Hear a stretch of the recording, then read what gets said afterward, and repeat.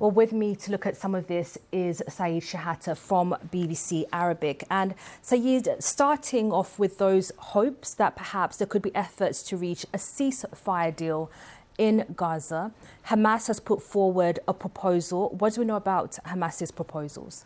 The Hamas proposal give some hopes because Hamas dropped for the first time the precondition of permanent ceasefire. It was one of the main conditions to negotiate or to accept any deal with Israel. So dropping that, giving hopes to people inside Israel and America and the mediators, Qatar and Egypt and the United States. So that's one thing.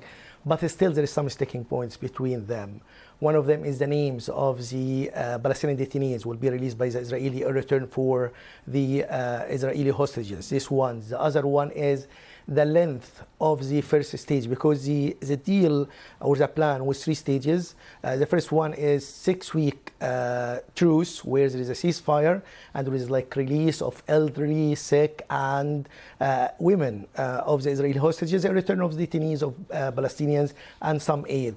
But to move from the 6-week to the second stage where there is permanent ceasefire and withdrawal of Israeli forces from the whole Gaza, it is Palestinians' condition that will be a written commitment by the United States, Egypt and Qatar to guarantee that Israel will not resume any hostilities or any war, any military operation until there is a second stage where the condition of Hamas are met. The third stage of the start of the reconstruction of Gaza. So the hope is Hamas dropped the permanent ceasefire as a precondition, which is helping, but still, as I mentioned, 3 sticking points between 2 of them. So negotiations next week in Doha, where the Israelis send its delegation, United States and Egypt, so they will work together in order to find a solution because situation inside Gaza is deteriorating. And very briefly, Sayed, what about aid provisions? Because, of course, that would be a crucial part of any agreement that's reached. How has aid been affected whilst there has been no agreement between Hamas and Israel?